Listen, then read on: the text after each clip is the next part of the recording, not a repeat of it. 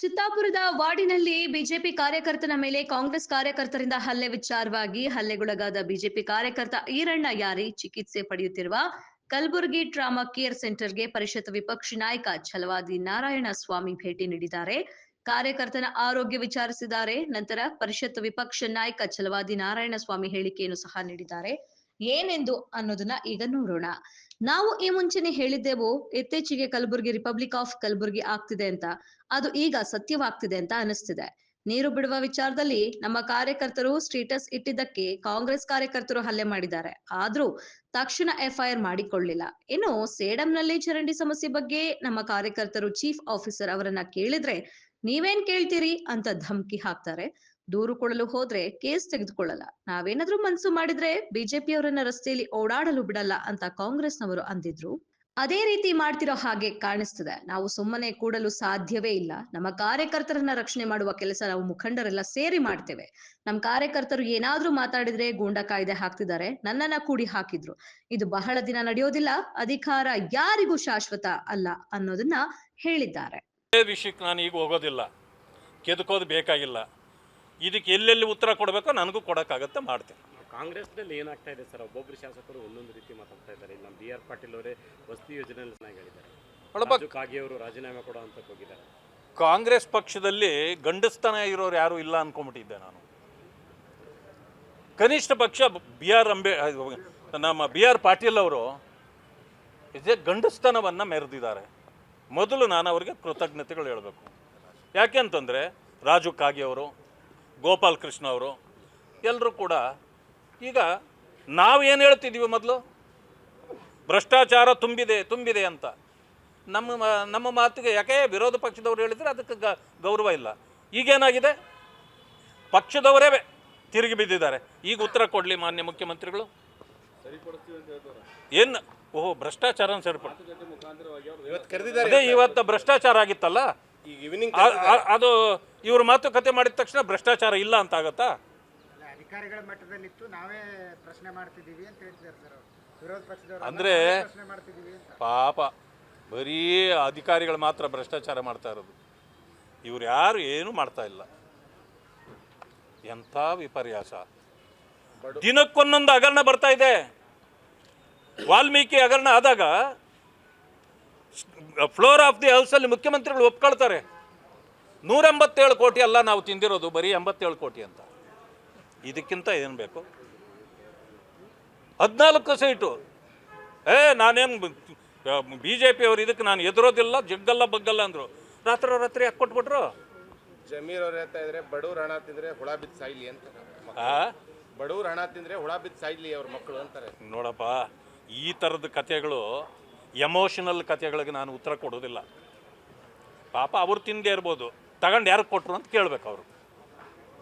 ಬಿಹಾರ್ ಎಲೆಕ್ಷನ್ಗ ಅಥವಾ ಬೇರೆ ಯಾವ ಎಲೆಕ್ಷನ್ಗೆ ಅಂತ ಹೇಳ್ಬೇಕು ಅವರು. ಎಲ್ಲಿಗೆ ಹೋಗಿ ಮುಟ್ಟುತ್ತೆ ಸರ್ ಇದು? ಯಾವುದು ನಿಮ್ಮ ಪ್ರಕಾರ ಎಲ್ಲಿಗೆ ಹೋಗಿ ಮುಟ್ಟುತ್ತೆ ಕಾಂಗ್ರೆಸ್? ನೋಡಿ, ಸಂಪೂರ್ಣ ಭ್ರಷ್ಟಾಚಾರದಲ್ಲಿ ಒಂದು ಸರ್ಕಾರ ಮುಳುಗಿದೆ ಅಂದರೆ ಬರೀ ಗ್ಯಾರಂಟಿ ಅನ್ನೋದೊಂದು ಹೆಸರು ಬಿಟ್ಟರೆ ಇನ್ಯಾವುದೂ ಗ್ಯಾರಂಟಿ ಇಲ್ಲ. ಜನರಿಗೆ ಈ ರೀತಿಯ ಒಂದು ರೀತಿ ಏನೋ ಹೇಳ್ತಾರೆ, ಮಕಮಾಲ್ ಟೋಪಿ ಹಾಕೋದು ಅಂತಾರಲ್ಲ, ಆ ಕೆಲಸ ಇದು. ಒಂದು ಅಭಿವೃದ್ಧಿ ಕಾರ್ಯ ಇಲ್ಲ. ಇದನ್ನು ಯಾರಾದರೂ ಒಂದು ಸರ್ಕಾರ ಅಂತಾರ? ಅದಕ್ಕೆ ನಮ್ಮ ಹೋರಾಟ ಸಹಜವಾಗಿ ಇರಲೇಬೇಕು. ನಮ್ಮ ಹೋರಾಟ ನಾವು ಮಾಡೇ ಮಾಡ್ತೇವೆ. ಬಟ್ ಈ ಅಧಿಕಾರ ಶಾಶ್ವತ ಇಲ್ಲ. ಜನರ ರಕ್ತ ಹೀರುವ ಕೆಲಸವನ್ನು ಸರ್ಕಾರ ಮಾಡಬಾರ್ದು. ಇದನ್ನು ಮಾಡಿದರೆ ಅದೇ ಜನ ಬುದ್ಧಿ ಕಲಿಸ್ತಾರೆ. ಈಗ ಭ್ರಷ್ಟಾಚಾರದ ಬಗ್ಗೆ ಹಿಂದೆ ಬಿಜೆಪಿ ಇದ್ದಾಗ ಅಲಿಬಾಬಾ 40 ಸ್ಟೋರ್ ಸರ್ಕಾರ ಇದೆ ಅಂತ ಸಿದ್ದರಾಮಯ್ಯ ಬಿಜೆಪಿ ವಿರುದ್ಧ ವಾಗ್ದಾಳಿ ನಡೆಸ್ತಾ ಇದ್ರು. ಈಗ ಅವ್ರನ್ನ ಯಾರು ಏನು ಹೇಳ್ತಾವ್ರೆ? ಅದೇ ಮಾತುಗಳಿಂದ ಅವ್ರನ್ನ ಹೇಳ್ತಾವ್ರೆ. ನಮ್ಮ ಬಗ್ಗೆನೂ ಹೇಳಿದರು ಅವರು. ಚುನಾವಣೆ ಹತ್ರ ಬಂದುಬಿಟ್ಟಿತ್ತು, ನಮಗೆ ರಿಪೇರಿ ಮಾಡ್ಕೊಳ್ಳಾರ್ದಂಥ ಸಮಯ, 40% ಕಮಿಷನ್ ಸರ್ಕಾರ ಅಂತ ಹೇಳಿದರು. SIT ಕೊಟ್ಟರು, ಪುರಾವೆ ಇಲ್ಲ ಅಂದರು. ಲೋಕಾಯುಕ್ತಕ್ಕೆ ಕೊಟ್ಟರು, ಪುರಾವೆ ಸಿಕ್ಕಿಲ್ಲ ಅಂದರು. ಅಂದಮೇಲೆ ಸಾಕಲ್ಲ ನಿಮ್ಮ ಕಪಾಳ ಮೋಕ್ಷ ಆಗಿದ್ದು? ನಮ್ಮನ್ನು ಪ್ರೂವ್ ಮಾಡೋಕ್ಕಾಗಿಲ್ಲ. ಈಗ ಬೀದಿಯಲ್ಲಿ ಜನ ನಿಮ್ಮದು ಹೇಳ್ತಾವ್ರೆ, ಉತ್ತರ ಕೊಡಿ.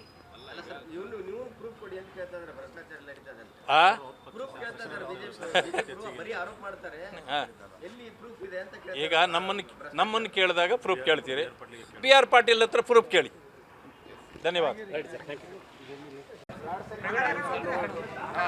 ಸರ್, ಈಗ ಸ್ವಲ್ಪ ಸೈಲೆಂಟ್ ಆಗಿಬಿಡಿ ಎಲ್ಲ. ವಾಡಿ ಪ್ರಕರಣದಲ್ಲಿ ಏನಾಗಿದೆ ಸರ್? ತಮ್ಮ ಬಿಜೆಪಿ ಮುಖಂಡ ಮೇಲೆ ತಮ್ಗೇನು ಮಾಹಿತಿ ಕೊಟ್ರಿ? ಈಗ ನೋಡಿ, ಅವ್ರು ಕೊಟ್ಟಿದ್ದು ಮಾಹಿತಿ, ಅವ್ರ ಏರಿಯಾಗೆ ನೀರು ಬಂದಿಲ್ಲ, ಅವ್ರು ಯಾರು ನೀರು ಬಿಡ್ತಾರೋ ಅವ್ರನ್ನ ನೀರು ಬಿಡಲಿಲ್ಲ ಅಂತ ಕೇಳಿದರು.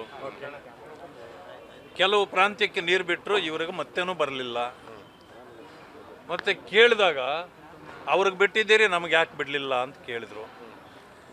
ಅವರು ಮನೆಗಳವರು ಅಲ್ಲಿ ಕಾಂಗ್ರೆಸ್ನವ್ರು ಇದ್ದರು ಅಂತ, ಇವರು ಬಿ ಜೆ ಪಿಯರಾದ ಕಾರಣದಿಂದ ಇವರು ಕೇಳಿದರು ಅಂತೇಳಿ ಬಿಡಲಿಲ್ಲ ಅನ್ನೋ ಕಾರಣಕ್ಕೆ ಅವರು ಸೋಷಿಯಲ್ ಮೀಡಿಯಾದಲ್ಲಿ ಒಂದು ನೋಡಿ, ಇದು ಅನ್ಯಾಯ, ಇದು ಪದೇ ಪದೇ ನಮಗೆ ಹಿಂಗೆ ಮಾಡ್ತಿದ್ದೀರಿ, ಹಿಂಗೇನಾದರೂ ಮಾಡಿದರೆ ನಾವು ಹೋರಾಟ ಮಾಡಬೇಕಾಗತ್ತೆ ಅಂತೇಳಿ ಇವರು ಸೋಷಿಯಲ್ ಮೀಡಿಯಾದಲ್ಲಿ ಹಾಕಿದ್ರು.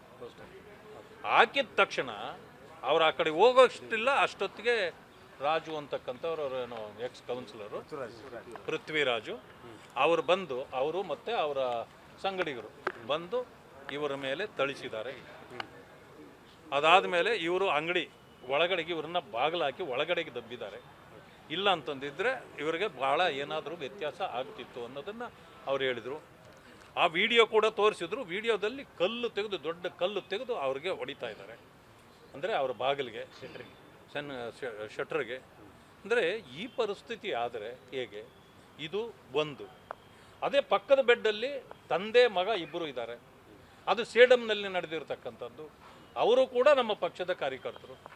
ಅಲ್ಲೇನು ಮಾಡಿದ್ದಾರೆ, ಇವರು ಏನೋ ಚೀಫ್ ಆಫೀಸರು ಮತ್ತು ಅಧ್ಯಕ್ಷರು, ಇವರನ್ನು ಇನ್ನೂ ಕೆಲವು ಸದಸ್ಯರುಗಳು ಇವರನ್ನ ಕರೆದಿದ್ದಾರೆ. ಕರೆದಾಗ ಅವರು ಬಂದಾಗ, ಏನ್ರಿ ನಿಮ್ಮದೆಲ್ಲ ಬಿ ಜೆ ಪಿನವ್ರದ್ದು ಭಾಳ ಜಾಸ್ತಿ ಆಯಿತು ಅಂತೇಳಿ ಹಿಡಿದು ಅವರಿಬ್ಬರನ್ನೂ ಹೊಡೆದಿದ್ದಾರೆ. ಅವರನ್ನಿಲ್ಲಿ ತಂದು ಈಗ ಅಡ್ಮಿಟ್ ಮಾಡಿದ್ದಾರೆ.